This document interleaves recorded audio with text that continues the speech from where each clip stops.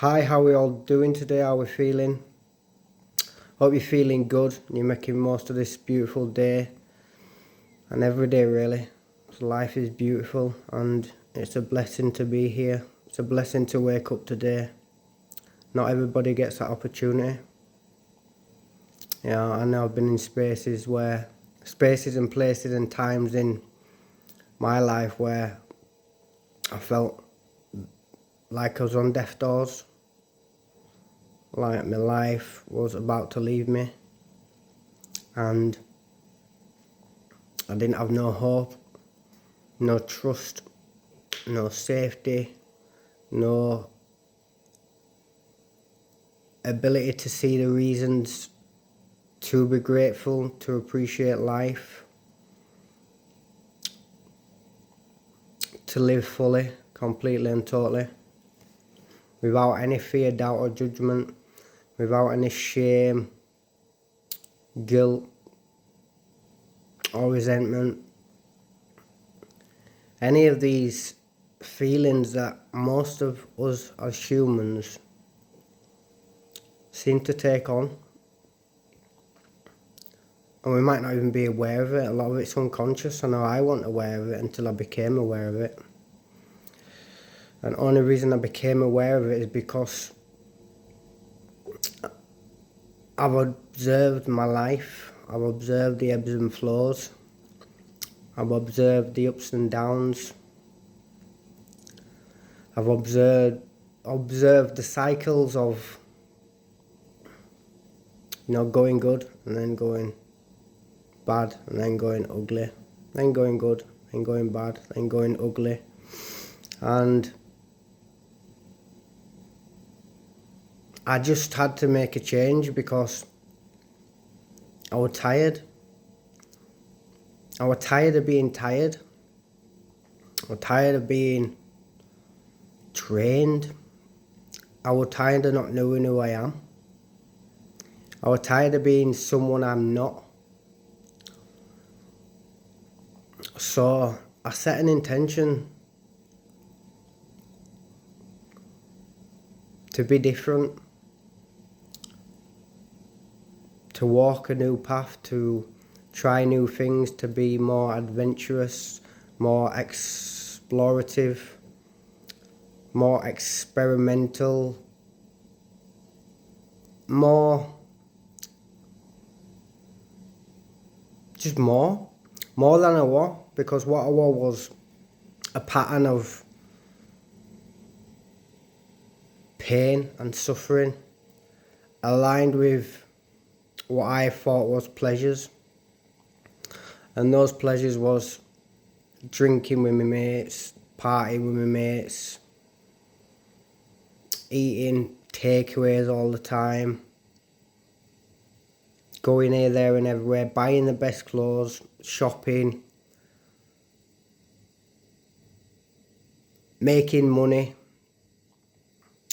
And I'm not saying any of these things are bad, but if we're doing these things because we're trying to cover something up within us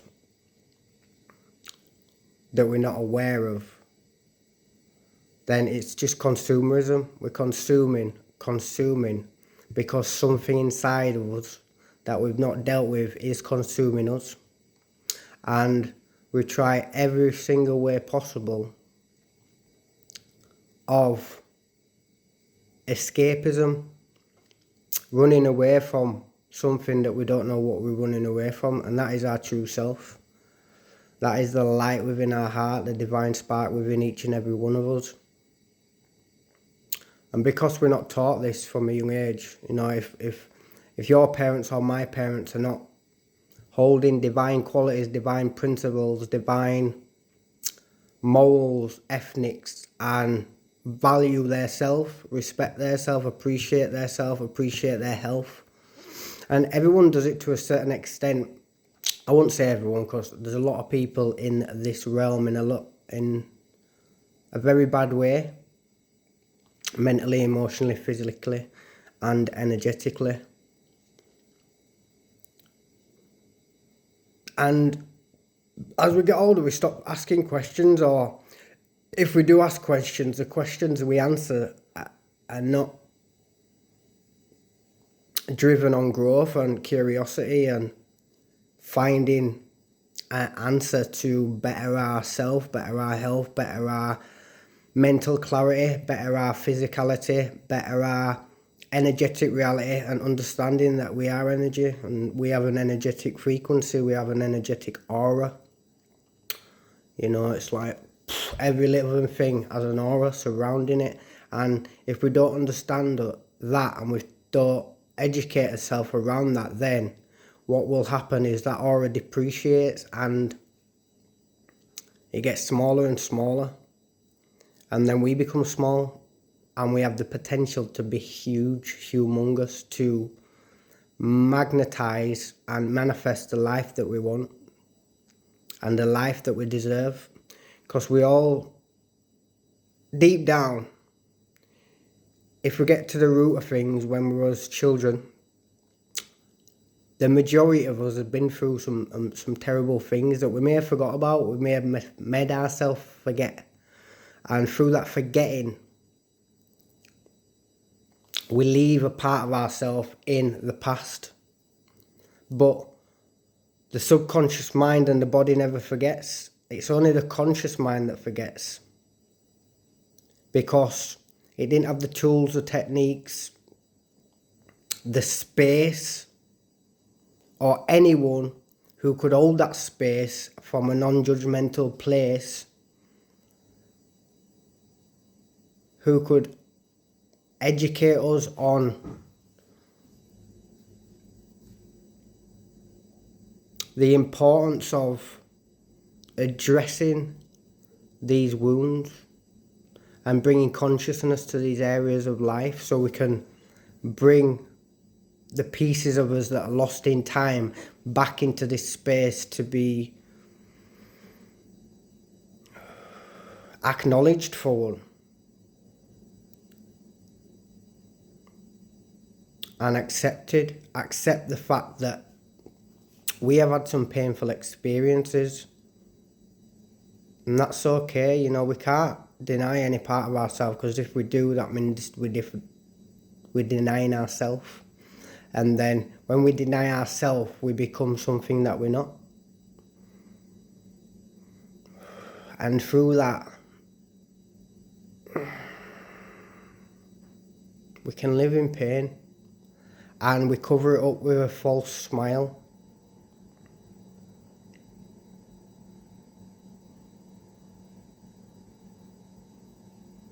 And I see it everywhere. I see that my friends, my family, people I don't know, random people on the street, everyone is hurting, everyone's suffering within.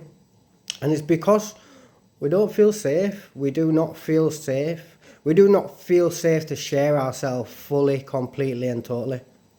We don't feel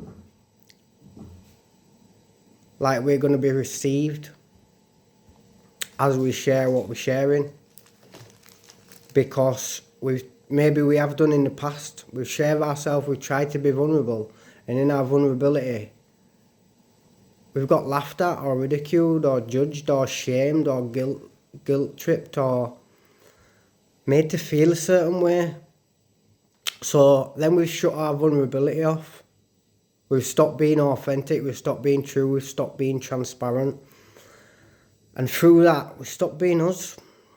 We stopped being truly who we are on the highest, purest form of things. And I know that because I stopped being who I was. And I'm awesome. And you're awesome. We're all awesome. We're all really powerful beings. And a lot of us have already manifested a beautiful life, you know, when it comes to material things. But then, deep down, we're not happy. And I once had everything when it comes to materials, but I was lost inside. And because I didn't know how to deal with what was going on, and I didn't even know what was going on. I just knew something was wrong. and I had to get to the core of it. I had to understand it. So I had to open myself up to something greater than myself, a power greater than myself,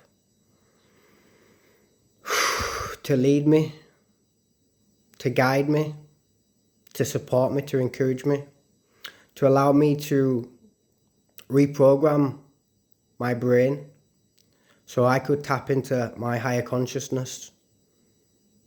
I could tap into a higher expression that's not in a box, that's free, limitless, and it takes a while. It's a journey, and I've still got things that I'm working on. I'll always be a work in progress because I like growth. I like to expand. I like to try new things, be something new, and learn from my mistakes. And that's another issue we have in this world, is we don't let children learn from the mistakes. You have a lot of parents that hold them too tight and don't let them do it and learn themselves. And then you got some parents that don't hold them tight at all, and they're not there. They're not there for themselves, so they can't be there for the children. You know, like I say, everyone's struggling. And now it's even more worrying because we've got children having children. And that really brings concern to what the next generation will be like if we don't step up. Only the other day I was driving, and it wasn't the other day, it was a couple of months ago actually.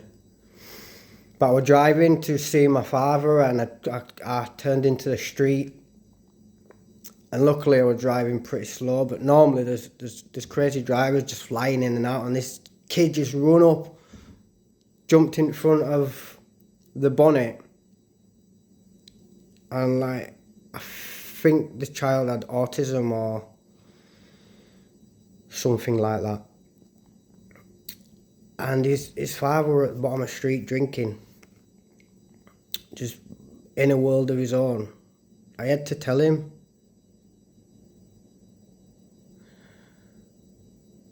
And it's important that we remember what it means to be human, because a lot of us have lost touch with that, especially men. I've been recognising and observing the patterns, the different kinds of men. You have ones that are very passive-aggressive, which I found very cowardly. But there's no judgment here, I'm not judging. And then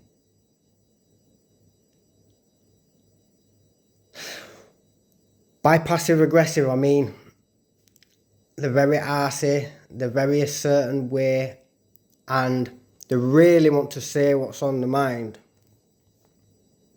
but they don't. They just do it in a way that's uncomfortable for those that they're projecting that behaviour on, and the self really. It's uncomfortable to watch. But it's important that we share how we feel in the moment. If someone's projecting that onto us, we share. And we make them aware of what they're being and what they're doing and how that's affecting us. And if they're not willing to move and change through that, that's when we move aside and love them from a distance, if there's someone in our family or friends or whatever. And then you've got the other side of things where people are just straight aggressive. There's no hiding it. They're just aggressive. They're just angry. And they hold on to that anger for maybe all day or weeks or whatever. And they don't know how to control it or contain it. So you've got one side who really wants to be angry, but it's passive. It's just a bit weird. It's a bit strange. it lacks transparency, authenticity and courage. And then, like I say, you've got the other side that's aggressive and swinging chairs, banging things, walking around like a giant baby in a tantrum. And that's what it is. Like, a lot of us are just wounded children in big bodies with unprocessed traumas. And then you've got the one in the middle, which is neutral, but assertive, direct, says it how it is totally transparent, is not afraid to be who they are and say what they think and feel in a situation. But then they don't hold on to it. It's done. It's said. And then we get a bad day, swiftly moving on. But there's a lot of men, not just men, women as well. It's all of us. We don't know how to let go. We hold on to things for way too long. And then that creates a lot of dynamics within the family home. Makes everybody feel uncomfortable or standing on eggshells or feeling a certain way, which is... it doesn't allow room for anything else.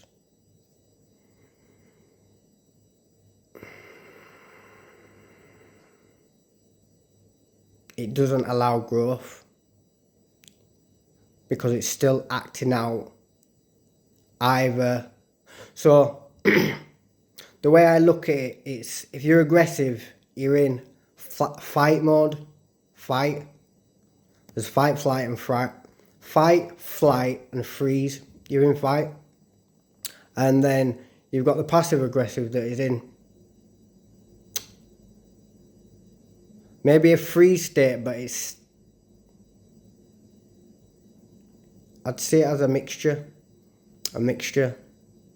It's not right sure what it's going to be, but there's going to come a point where that passive aggression compounds and compounds and compounds, and then it becomes a ticking time bomb. And I get this because I'm observing the patterns that I've had in myself, so I can witness it in others. And it's a journey. But we've got to really get courageous with ourselves, you know, we've got to get vulnerable with ourselves. And it's not always easy alone.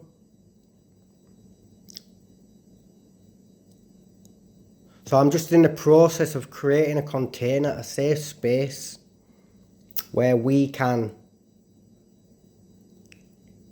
communicate in a healthy way.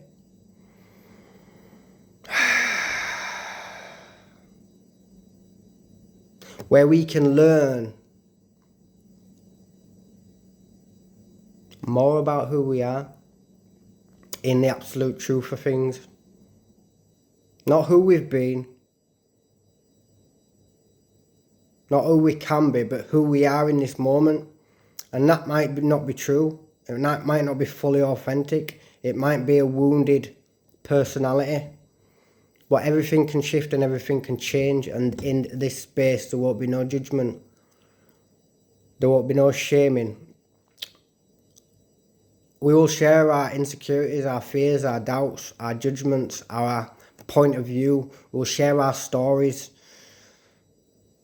And through sharing the mess of our life, we can have a message for other people, because there'll be some people that come into this space and they won't be emotionally available to be able to speak up straight away. But I just ask people to come in, listen to what I share, listen to how I express myself, listen to listen to the stories that I've been through, the things that I've overcome, and hopefully that'll inspire and bring courage for others to be able to think, you know, if he can share and, you know, go through these deep, dark experiences and come out still be able to love fully, still able to communicate truly, authentically, then I can do the same. We can all do it, but we have to do it together. Because if you don't know how and you've got no one around you showing you a way, then you're just going to stick to the way that you know and that you've always known. Because we only know what we know until we know more. And it's about us digging deep. It's about us educating ourselves. It's about us finding spaces and places and people and souls that have lived or gone through what I've gone through. And it doesn't have to be the same story. It just has to be the process of going through something really difficult, really challenging. And men think or believe that if I share this, I look weak. It's not the case. Vulnerability is a superpower. And without it, you're only the tiny capacity of what you're able to be. And I want more. Because us as men, we're here to protect. We're here to guide, encourage, support, provide. But we provide love. We provide abundance. We provide a safe haven for one another. But we've got to feel safe in ourselves. And you've got to understand, if you have children, if you have a wife, and you're passive aggressive, or you're just straight aggressive, then they're going to be frightened of you. They're going to stand on eggshells. They're not going to be in their full, creative, authentic expression because it shuts it down. And it's time for us as men to change. It's time for us to step up and level up. Because there's a lot of things going in this world that's making men weak. So vulnerability is not a weakness, but being a slave to this system is a weakness. Being controlled by this system is a weakness. I'm not saying the system's completely bad, but there's things within it that keep us restricted, restrained, and it's of the highest importance that we understand that we are sovereign beings and we can reclaim our power, we can reclaim our energy, we can reclaim our clarity, we can reclaim our creativity, we can create our ability to live on our terms. But that has to take time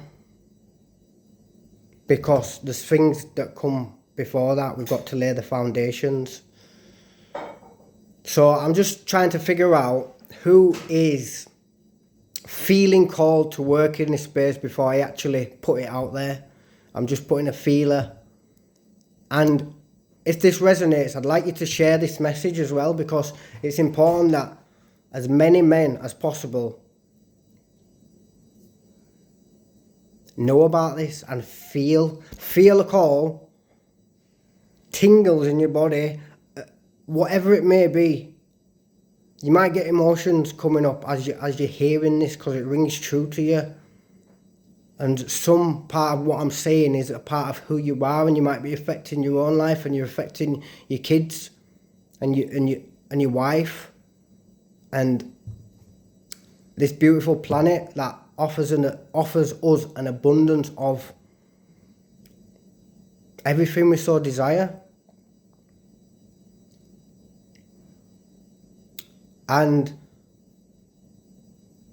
I know there's women that want this medicine also. So I will create 2 spaces, I believe, because I think it's important for both sides to have their space, to feel safe. And I'm a man that allows women to feel safe because I feel safe for myself. I know I am. And yeah, that's just it for now. So if it resonates, if it brings a message to you and you feel called to share, like, subscribe to this channel, I greatly appreciate it because I want to get the message out now. I've done a lot of work. I've been digging deep within myself. I've been cutting myself back from everything so I can become everything that I truly am. And I want that for everyone. So I'll leave it there. Have a beautiful day. Mwah.